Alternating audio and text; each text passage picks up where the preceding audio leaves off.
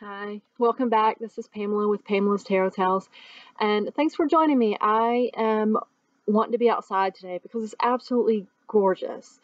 I'm fortunate enough to live in a place that is just beautiful, and it does get too hot, but today it is beautiful. The wind is cool, it's like 70 degrees, so I'm pretty excited.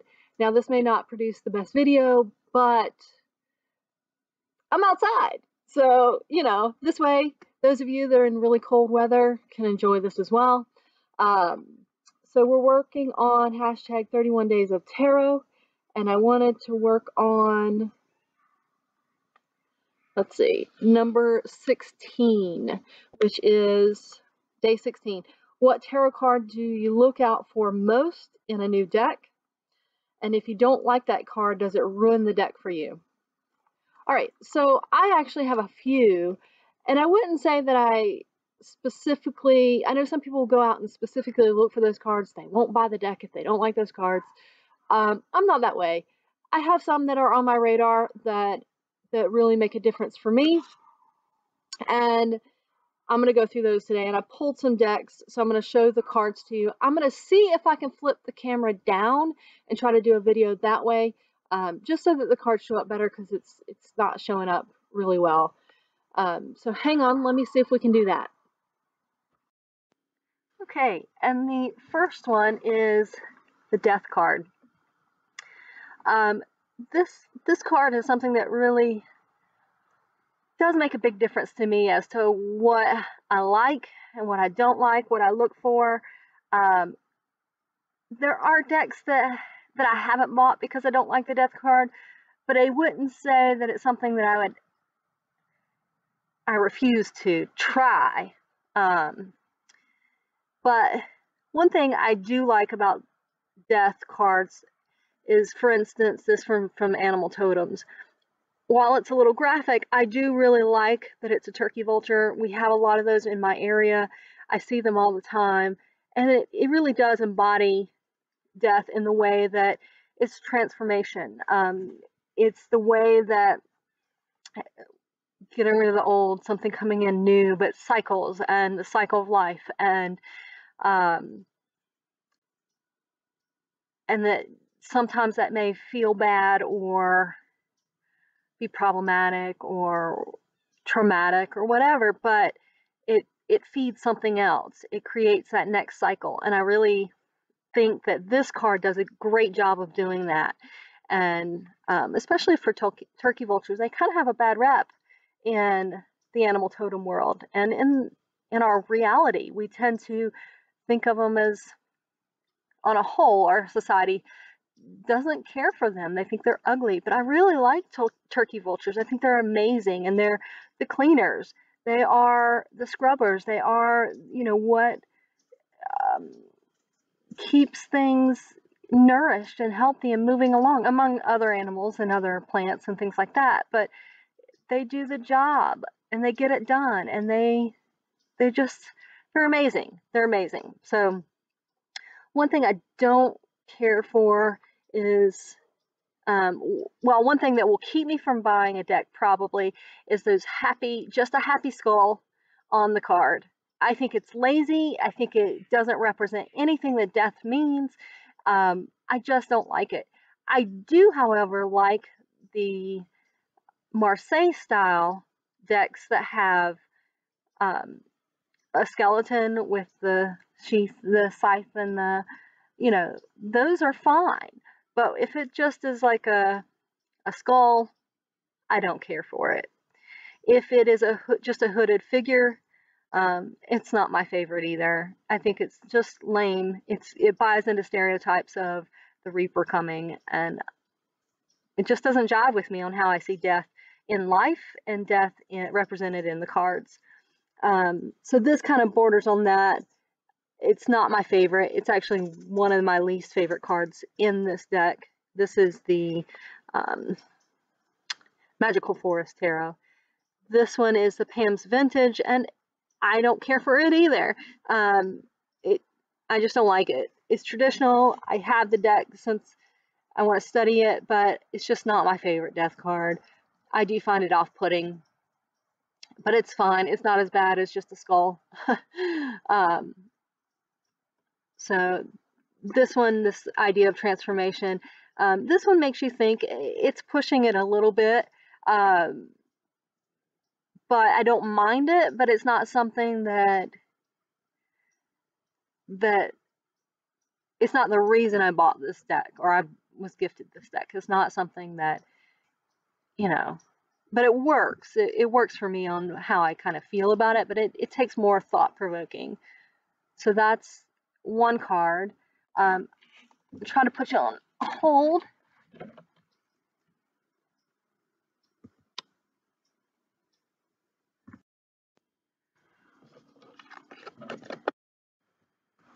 Okay, the second card is the Sun card that I look for.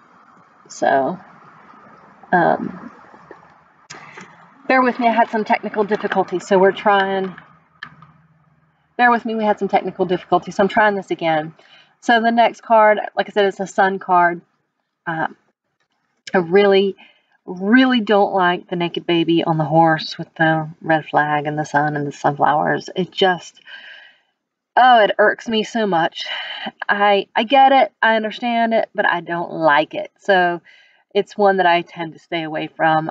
And in fact, this is the only Rider-Waite-Smith directly cloned deck that I have, because that's part of that reason. That I just generally don't jive with artwork, but I wanted to have a copy for study and for understanding and in comparison. So I think it's beneficial and it's important to have, but I don't tend to like those that have the naked baby. My favorite Sun card is this by Lisa Robertson from the Animal Totems Tarot.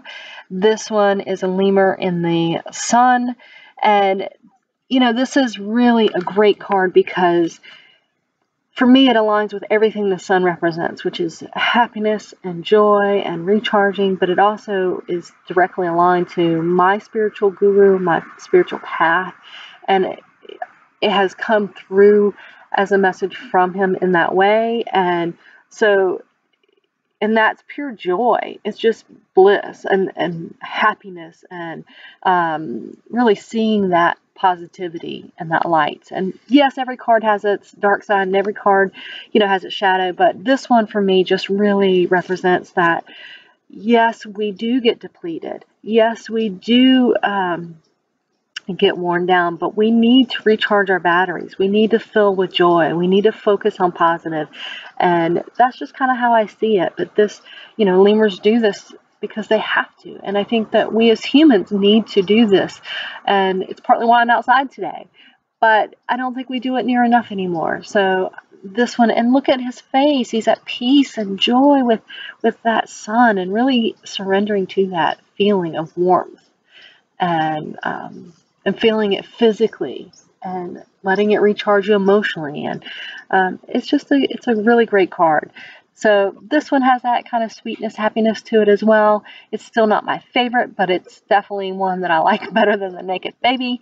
And this Sun card from the Starchild Akashic Tarot, this one I put in here because I want to compare all four of them and keep that consistent. But also this one, it feels a little lackluster for me. It's not, it didn't keep me from acquiring this deck. It doesn't keep me from using this deck, but it just feels like it falls short. It falls flat. It doesn't have that joy and warmth and that I feel like the sun really has, and that sense of recharging and nourishment that comes from the sun.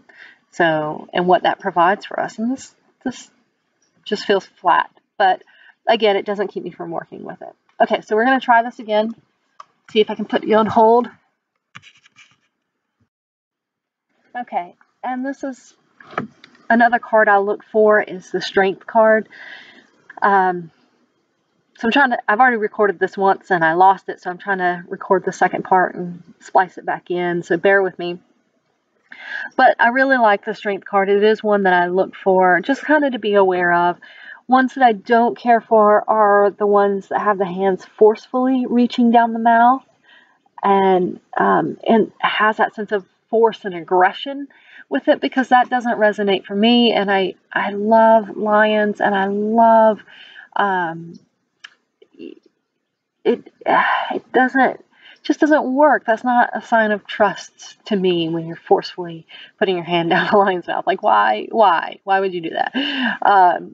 But when you have that relationship with lion, and lions present themselves to me through a lot of energy work that I do, a lot of healing work that I do.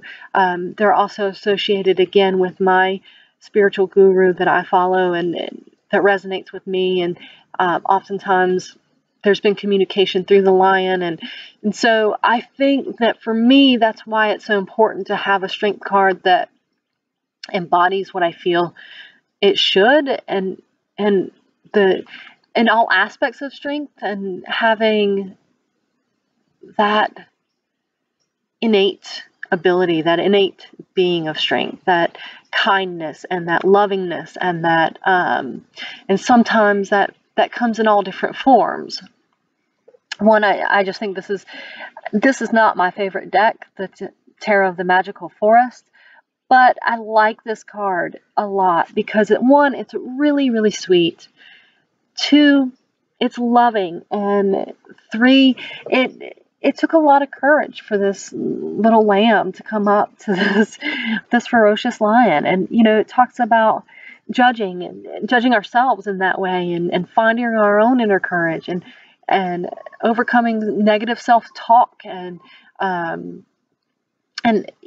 So this is really a wonderful representation of that.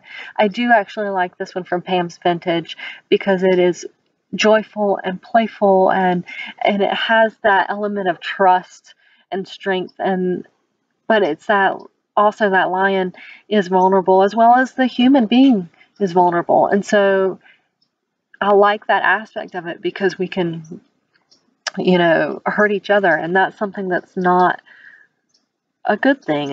And I think that to call on the strengths of the animal, to call on those energies and those powers, is really something that I'm drawn to, and something I want to talk about more on this channel. And so that's why this card's important to me. The one from Animal Totems is not my favorite. I understand it, but it only covers some physical aspects, and I just don't think it resonates for me. But I don't hate it. It doesn't keep me from using the deck. It it's not a bad card, but it just doesn't embody that element of strength that as well as I would like.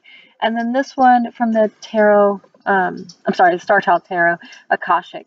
This one, I like it. I think it works, but it has a different energy. It has a different feel, a very different energy from this one.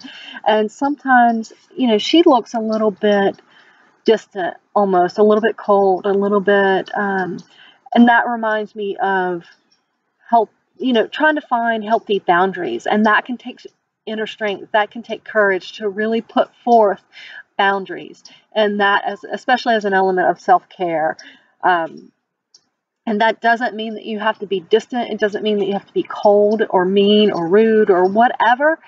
It just, but it makes me think about that. It makes me think about, how do you present your strength from your innate strength, from inner being? How do you present yourself as someone who's strong but still vulnerable? How do you present yourself in a way that is just the essence of being? Like, the lion doesn't think about being strong.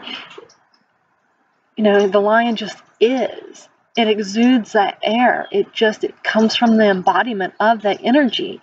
And she has that element to it, but it's coming across in a different way. So, it gets you thinking about, how do you present yourself? How do you call on your strength? When do you call on your strength? So I like those ways of thinking. So, all right, I've got one more for you guys.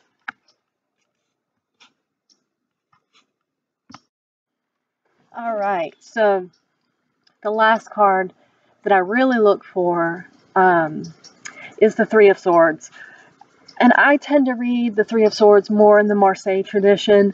I don't think of three as only grief and heartache and pain. I think of it as growth, and I think of it as growth through what can feel painful at times. It can also be not painful. It can also be, you know, there's a lot of facets of that card. And so I think that when you have depictions like this, it's just this cartoon, childish heart that we draw when we're kids, or even now as adults, but that's when we think of heart and love, and these swords going through it in the rain. It only portrays pain and heartache, and I don't like the imagery aesthetically. I don't like it conceptually. I don't think that it portrays the depth of that card, and this one is the same way. I just don't like it. There's so many aspects of healing, and that's part of growth, that's part of grief and loss and pain and suffering, and but it's a cycle like anything else, and some of that comes through is empathy. Empathy is an important part of that too, and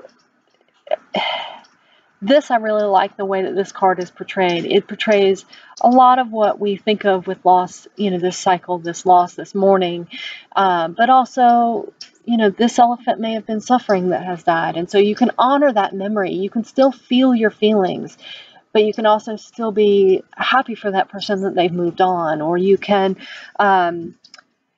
change how you interact with that energy of hurt. You can change how that works, and there's so many stages of that. So there's a lot of depth, and elephants are very sensitive and very loving and generous, and so I like this portrayal of that. But it's also, what's going on in this elephant's being, what's for its highest growth, what's for, what's happening in that process, and how is that shifting, and how is that shifting how they view the world. When we go through hurt, it can shift how we view the world and how we view people, and sometimes it's for the better, and sometimes it's not.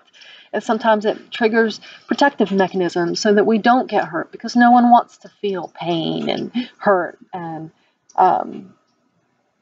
all of those things. But that cycle where if you can grow through it and work through it and allow yourself to feel it fully and process it, and then come into a way of saying, okay, well, how can I heal through this? How is this healing me? That's how I like to look at the Three of Swords. So these don't do that. This one does more so. It's an interesting thing, because this one asks you to think about, well, where are we focusing our energy with those elements? What are we protecting? What are we allowing to come forward? What are we allowing ourselves to fully feel?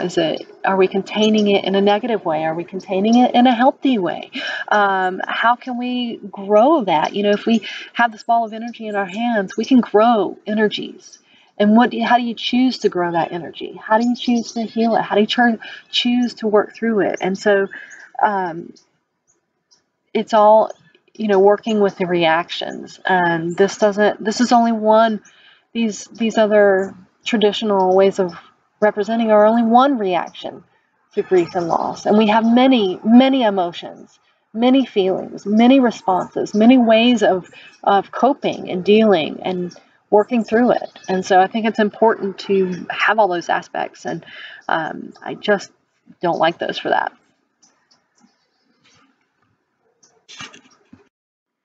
Okay, guys, so those are some of the cards that I look for and why. Those are just a few decks that I wanted to show and talk about. They give a wide array of styles and things to look for, and what I don't look for, what I'm not using, what I am using. Like I said, I don't tend to let it prevent me from, working with the energy of a deck, but sometimes it can really impact if I reach for that deck. Sometimes it can really make me feel like if it just really doesn't work and I can't get around it, then I will move a deck on. But it's, especially with decks that I've been gifted, I've been fortunate enough in 2018 to have been gifted quite a few decks. And so when you're gifted something, you're not always, you can still be picky, but you want to give it a chance because it's come into your life for a reason. And I want to be open-minded with that. So anyway, that's some of my thoughts, and I'm looking forward to more days, and I'm really enjoying you guys' videos and responses to this challenge. I hope you continue. Please like and subscribe and leave me a comment. I want to see where you guys are at. All right, thanks guys. Have a good day.